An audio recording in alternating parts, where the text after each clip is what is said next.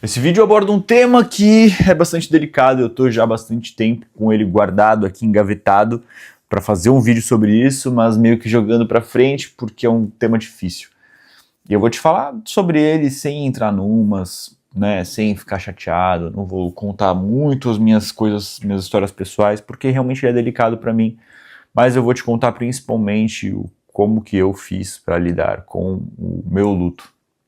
Isso pode te ajudar. E bom, eu vou ser bem direto. O primeiro passo que eu vejo, a primeira coisa quando a gente tem uma situação de perda... antes disso, só fazer um comentário. Se você está assistindo esse vídeo aqui, é por algum desses dois motivos. Um deles, você gosta das minhas explanações, das minhas ideias, você quer assistir, pensar, refletir sobre a vida e quer assistir aqui comigo e massa. Ou você pode estar, de fato, vivendo um luto e estar à procura de uma palavra amiga ou de um norte, de uma ideia, alguma coisa assim. Se for essa segunda opção, ainda existe uma terceira opção que é, na verdade, ser um pouco das duas, né? Tipo, você, sei lá, talvez até já me conhece, gosta da maneira como eu conto, como eu falo as coisas, e agora você está vivendo uma situação assim. Bom, sendo essa a sua situação, eu quero dizer que eu sinto muito mesmo, e que isso faz parte do ser humano, né, da vida, e é o ciclo natural da vida. O clichê é óbvio, mas eu faço questão de falar porque é real. E o que eu vou te falar agora é sobre... Eu vivi há 4 anos, muito, muito, muito difícil. Pra mim ainda é difícil. Ontem eu fiquei, sofri pra caralho com isso. Tem dias que volta e vem à tona muito forte. Coisas melhoram sim com o tempo, tá ligado? Tipo, porque no começo parece que o mundo cai de ponta cabeça e que tá tudo errado e que como que o amanhã pode existir. Mas com o tempo você vai reconstruindo, a vida vai existindo novas referências e contextos onde a pessoa não está, e de alguma forma fica um pouco, sim, mais fácil de lidar. Mas abre para armadilhas muito fácil. Uma coisa que eu vejo que mais me pegou é que eu percebi que tragédias acontecem, tá ligado? E que, tipo, as coisas ruins, realmente ruins, acontecem. E então isso muda a maneira como você vê as coisas, como você percebe a vida. Mas assim, dentro dos meus pensamentos, eu busquei fazer algo em relação a isso, sabe? E eu acho que é isso que você pode fazer e é sobre isso que eu posso acrescentar aqui nesse vídeo. Você, muito provavelmente, quando você está vivendo um luto, você vai se sentir culpado de alguma forma. Então eu me senti... A minha esposa, que eu conheci, minha esposa, ela já tinha vivido um luto, isso foi muito significativo na vida dela. E ela se sente também culpada e trabalha com a culpa. Então quando eu vivi a minha culpa... Acho que foi até mais fácil de eu perceber, porque eu percebia que minha esposa se sentia culpada, e eu via o quanto que minha esposa não tinha culpa nenhuma, tá ligado? E aí eu comecei a perceber que isso talvez fosse um processo normal de luto, e eu nunca vi ninguém falando sobre isso.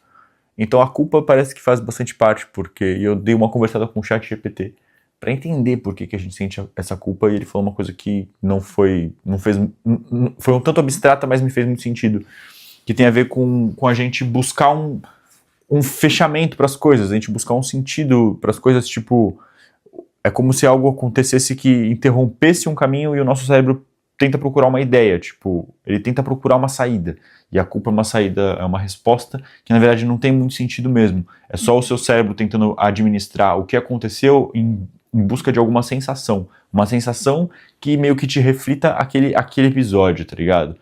Ou aquela coisa que não aconteceu, aquela vida que não foi vivida. E aí ele vai para a culpa. Então, e aí a partir do sentimento da culpa, você cria então racionalmente isso acontece muito, né? A gente sente algo e a gente busca uma racionalização sobre aquilo, né? A gente busca um motivo, uma conversa, uma história que a gente conta pra gente mesmo do porquê que a gente está sentindo aquilo. E às vezes a sensação vem por a gente não saber como administrar algo, por ser algo realmente que é indescritível, né? Algo muito peculiar ali que, infelizmente, a gente vive. Então, esse é o primeiro passo que eu queria te dizer, não se sinta culpado, não se sinta culpada, tá ligado? Haja o que houver, não se sinta culpado, você não tem culpa de algo ter acontecido que é da natureza da espécie e de todos os seres vivos, né? Da vida, faz parte do ciclo da vida. Então você não pode ser culpado por algo que está muito acima de você, né? Independente da circunstância, do que aconteceu, se você fez, o que você falou antes, depois, né? A gente tende a olhar mais para coisas ruins, então isso é do ser humano, isso é algo que a gente de fato aprendeu e trouxe, né, como evolução. Sempre foi importante a gente reparar nas coisas ruins, porque as coisas ruins são perigosas, então a gente tende a dar uma importância realmente muito grande às coisas ruins. Mas tem muito mais coisa boa, com certeza, do que coisa ruim, para você colocar sua atenção, colocar sua energia. E aí é sobre isso que a gente vai falar então, sobre as coisas boas. Então, tendo dito o primeiro passo, que é não sinta culpa, eu, naquele momento do meu luto, eu pensei que eu precisaria dar um sentido de ter uma vida melhor, porque o que a pessoa que ama a gente mesmo, que geralmente é quando a gente sofre muito, é porque é uma pessoa que ama muito a gente, o que a pessoa quer é que a gente seja muito feliz, né? E aí você sai em busca disso, você tem que utilizar, eu acho que esse momento para você realmente buscar ser feliz. E ser feliz, claro, é uma sensação, é algo muito subjetivo. Mas você pode juntar evidências de felicidade. Então fazer coisas, né, talvez trabalhar, para mim veio muito forte a questão de eu cuidar da minha saúde, por ter visto que a situação é tão difícil, né, quando alguém sofre de algo da saúde. Isso me deu um impulso de querer cuidar muito da minha saúde, e é uma coisa que com certeza a pessoa ia querer. A pessoa que quer o seu bem em primeiro lugar, ela quer que você tenha saúde, sabe? Tipo, eu acho que isso é indiscutível. Então eu fiz realmente um pacto de melhorar minha saúde.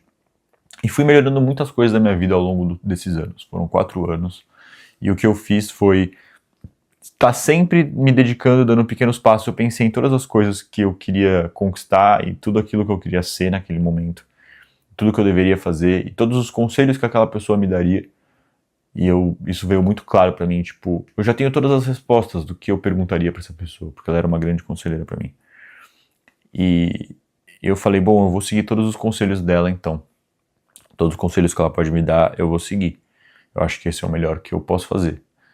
E eu comecei a fazer isso, e realmente fiz isso, encarei, fiz um compromisso comigo, e eu consegui mudar muita coisa. Eu fiz uma formação, eu emagreci, eu mudei de país, sei lá, eu dei uma virada na minha vida. E eu vejo que não só os lutos, mas situações difíceis, grandes adversidades têm esse poder de fazer a gente olhar para nossa vida e falar assim, tá, esse é um momento tão marcante, aconteceu uma coisa tão séria, porque tem muita coisa na nossa vida que a gente quer muito, só que a gente procrastina, a gente fala, mano, um dia eu faço aquilo, um dia eu me dedico a isso, um dia eu começo, tá ligado?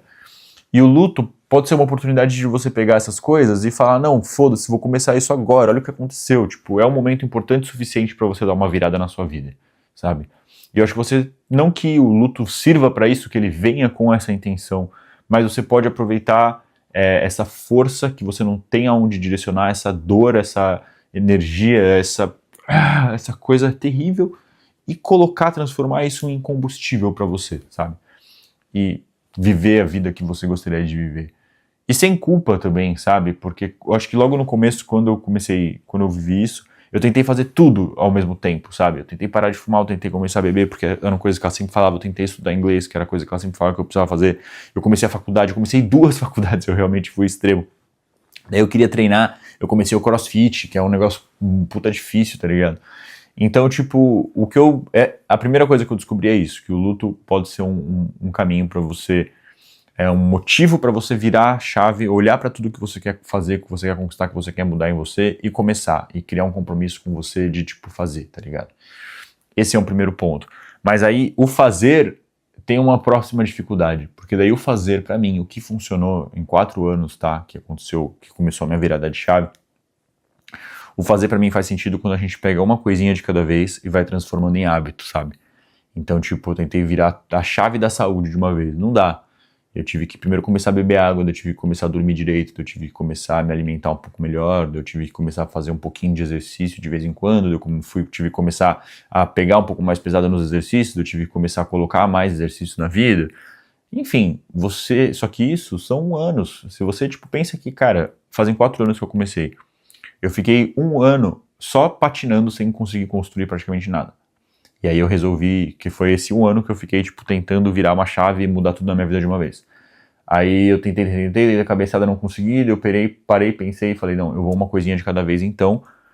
E aí desde então, há 3 anos construindo uma coisinha de cada vez. E nisso, o tanto de coisa que eu mudei. Só essas que eu falei aqui, rapidão pra você. Então, se você não tiver pressa, mas você for consistente, você não voltar atrás, ou seja, se um dia você errar, você está naquele caminho, construindo um hábito novo. Se um dia você errar, não chuta o balde e fala, ah, não, já era, não, no outro dia volta, sabe? Se no outro dia você não voltar, no outro dia você volta, não abandona o compromisso, sabe? Espero que você tenha gostado desse vídeo e eu te vejo no próximo vídeo.